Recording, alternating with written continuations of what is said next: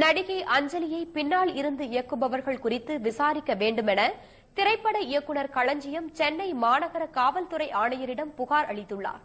அஞ்சலி ஹைதராபாத் சென்றதன் பின்னணி மற்றும் அவரை தூண்டி விடுபவர்கள் குறித்து விசாரிக்க வேண்டும் என்றும் களஞ்சியம் வலியுறுத்தியுள்ளதாக கூறுகிறார் சன் செய்தியாளர் ராமசெல்வராஜ்.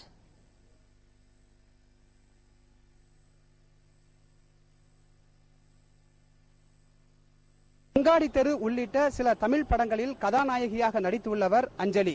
இவர் திடீரென சென்னையை விட்டு ஐதராபாத்துக்கு வெளியேறினார். பின்னர் அங்கிருந்து கொண்டு இயக்குநர் களஞ்சியம் மீது பல்வேறு குற்றச்சாட்டுகளை சுமத்தினார்.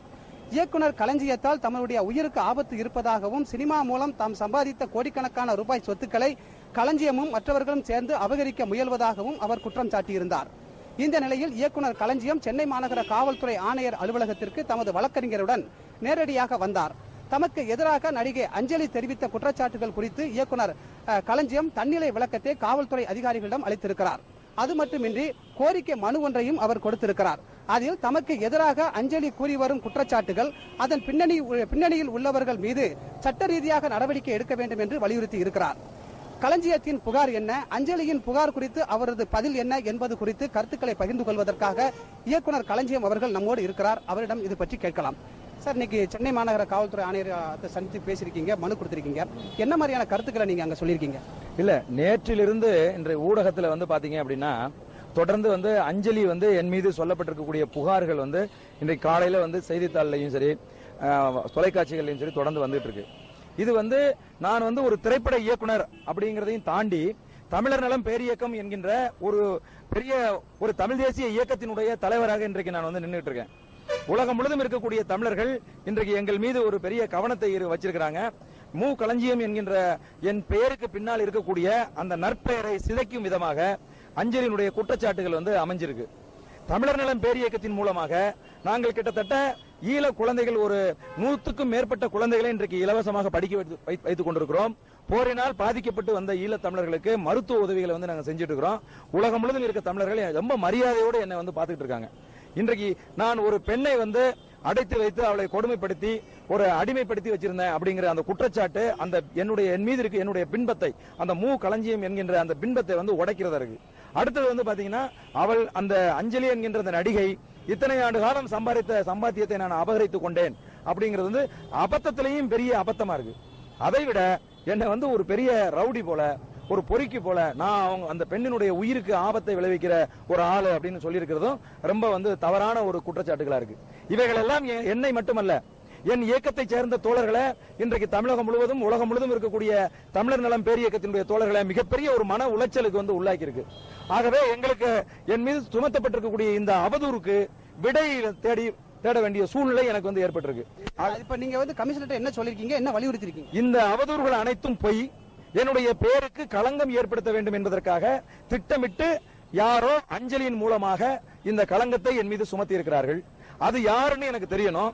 அல்லது அஞ்சலியே இந்த குற்றச்சாட்டுகளை என் மீது வைத்திருந்தால் அதை அவங்க நிரூபணம் செய்து நான் அந்த குற்றத்துக்கு உகந்தவன் என்று சொல்லணும், அல்லது நான் எனக்கும் அந்த குற்றங்களுக்கும் சம்பந்தம் இல்லை என்று சொல்லணும். இந்த தீர்வு எனக்கு வேணும்.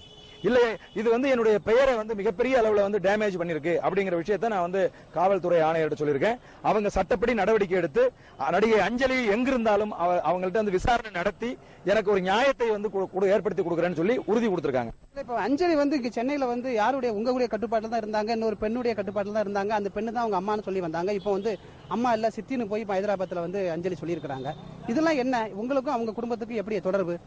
எனக்கும் அஞ்சலிக்கும் எந்த விதமான சம்பந்தமும் கிடையாது. அவங்க என்னுடைய கட்டுப்பாட்டில் இருந்தாங்க அப்படிங்கறதே மாபெரும் பொய். அதுல எந்த விதமான உண்மையுமே கிடையாது. அவங்க அம்மான்னு சொல்லிதான் ஒருத்தவங்களை அறிமுகப்படுத்தினாங்க. வெறும் நடந்து என்னுடைய அலுவலகத்துல நூற்றுக்கணக்கான பெண்கள் ஆடியேஷனுக்கு வந்திருந்த போது அதில் ஒரு பெண்ணாக வந்த அஞ்சலி, ஒரு ஆட்டோவில் வருவது கூட தகுதியற்று என்னுடைய அலுவலகத்துக்கு வந்த அஞ்சலி பாலா திரிபுர சுந்தரின்னு ஒரு பேரை வச்சிருந்தாங்க. அந்த பேரை அகற்றி அஞ்சலிங்கிறது பேரை வச்சதுன்னா, என்னுடைய திரைப்படம் சத்தமின்றி முத்தமிடு என்கிற திரைப்படத்துல கதாநாயகியை அறிமுகப்படுத்தினதுன்னா, இவ்வளவு உதவிகளும் அவங்களுக்கு பல்வேறு இன்னல்கள் ஏற்பட்ட போதெல்லாம் என்னுடைய ஆலோசனை தேடி அவருடைய பெற்றோர்கள் வந்தபோது என்னால் இயன்ற ஆலோசனைகளை நான் வழங்கியிருக்கிறேனே ஒழிய அவங்கள ஒருபோதும் என்னுடைய கட்டுப்பாட்டில் வைத்ததும் இல்லை. அப்படியான ஆளும் நான் கிடையாது.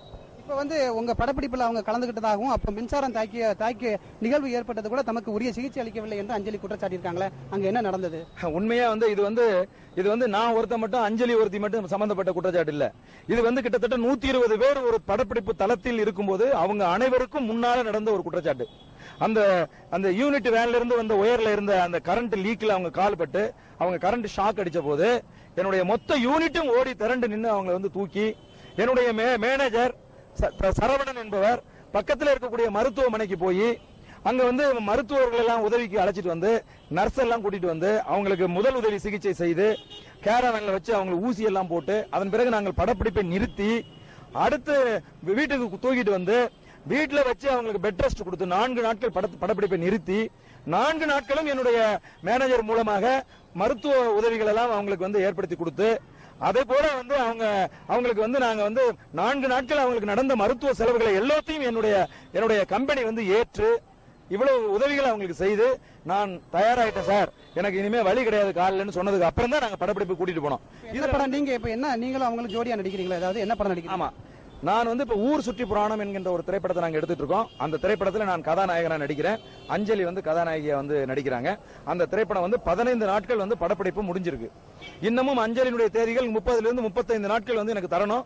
அந்த தேதிகளை அவங்க வந்து எழுதி கொடுத்திருக்காங்க. தேதிகள் எல்லாம் அவங்க அம்மா என்று சொல்லப்படுகிற அந்த பாரதி தேவி அம்மா தான் எங்களுக்கு கால் சீட்லாம் வந்து எழுதி கொடுப்பாங்க. அவங்க எங்களுக்கு வந்து அதெல்லாம் எழுதி கொடுத்திருக்காங்க என்னென்ன தேதியிலன்னு. வருகிற 24ஆம் தேதி என்னுடைய படப்பிடிப்பு அந்த அம்மா கலந்துக்கணும். 24, 25 2 நாட்கள் கலந்துக்கணும். அவங்க அம்மா எனக்கு கொடுத்திருக்க தேதிகள் படி அவங்க வந்து கலந்துக்கல அப்படின்னாக்க நான் வந்து அதை சட்டப்படி நடவடிக்கை எடுப்பேன். எனக்கு வந்து நான் என்னுடைய தமிழ்நாடு திரைப்பட இயக்குநர்கள் சங்கத்தின் மூலமாகவும் நடிகர் சங்கத்தின் மூலமாகவும் பெப்சியின் மூலமாகவும் நாங்கள் வந்து நிச்சயமா தயாரிப்பாளர் சங்கத்தின் மூலமாகவும் நிச்சயமா அஞ்சலி மேல நடவடிக்கை எடுப்போம். அஞ்சலி திடீர்னு ஹைதராபாத்ல போய் உட்கார்ந்துட்டாங்களா? படப்பிடிப்பு அவங்க ஒப்புக்கொண்ட படப்பிடிப்புகள் எல்லாம் பாதிக்கப்பட்டிருக்கா? இழப்பீடு அவங்களுக்கு எல்லாம் நிறைய ஏற்பட்டிருக்கா? ஏதாவது பட தயாரிப்பாளர்கள் உங்களை போன்ற இயக்குநர்களுக்கு? இல்ல, எனக்கு வந்து என்ன தெரியாது, அதை பத்தி எல்லாம் எனக்கு தெரியாது.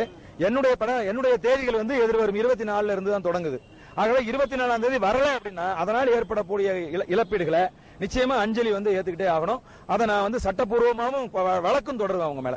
இப்ப ஹைதராபாத்ல வந்து யாருடைய கட்டுப்பாட்டிலயோ அல்லது அஞ்சலி இருக்காங்கன்னு நினைக்கிறீங்களா? நீங்க இன்னைக்கு அவங்களை தூண்டி விடுறாங்கன்னு நினைக்கிறீங்களா? இல்ல தோழர், இப்ப என்ன பொறுத்தவரை வந்து நான் தமிழ் தேசிய தளத்துல இயங்கிட்டு இருக்கேன்.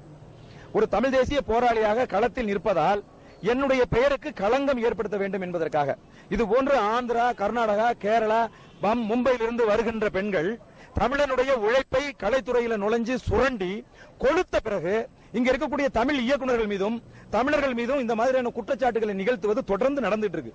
சமீபத்தில் கூட நாம் தமிழர் இயக்கத்தினுடைய தலைவர் சீமான் மீது ஒரு குற்றச்சாட்டை ஒரு பெண் வந்து கர்நாடகாவில இருந்து இங்க நடிக்க வந்த ஒரு பெண்ணு அபாண்டமா ஒரு குற்றச்சாட்டை வச்சாங்க. அந்த குற்றச்சாட்டை மறுத்து நியாயம் சீமான் மேல இருக்கிறதுனாலதான் அவர் வந்து இன்னைக்கு ஜெயிச்சு வந்திருக்காரு. அதுபோல என் மீதும் தமிழ் தேசிய தளத்தில் இயங்குகிற எவன் மீதும் அந்த குற்றச்சாட்டை சுமத்த முடியுங்கிற நிலையில இன்றைக்கு அஞ்சலி என்கின்ற ஒரு கேரள மாநிலத்தை சேர்ந்த ஒரு ஆந்திர மாநிலத்தை சேர்ந்த ஒரு பெண்ணை வந்து முன்னிறுத்திக்கிட்டு இதுக்கு பின்னாடி யாரோ இருந்து இயங்குறாங்க அப்படின்னு நாங்க எங்களுடைய அமைப்பை சேர்ந்த தோழர்கள் கருதுகிறோம். இப்ப தொடர்ந்து இப்ப அஞ்சலி அதாவது இயக்குனர் வந்து தெளிவாக தெரிவிக்கிறார், அஞ்சலி தமக்கு எதிராக மற்றவர்கள் தூண்டுதலின் பேரில் தான் இது போன்ற செயல்பட்டு வருவதாக கூறியிருக்கிறார். இப்ப அஞ்சலி மீது களஞ்சியம் புகார் தெரிவித்து இருப்பதால் அஞ்சலியினுடைய கருத்து என்ன என்பதை அறியவும் காவல்துறையினர் நடவடிக்கை எடுத்து வருகின்றனர். எனவே காவல்துறையினர் விசாரணைக்கு நடிகை அஞ்சலியும் உட்படுத்தப்படுவார் என்று எதிர்பார்க்கப்படுகிறது. ஒளிப்பதிவாளர் பாலாஜியுடன் ராம செல்வராஜ், சன் நியூஸ்.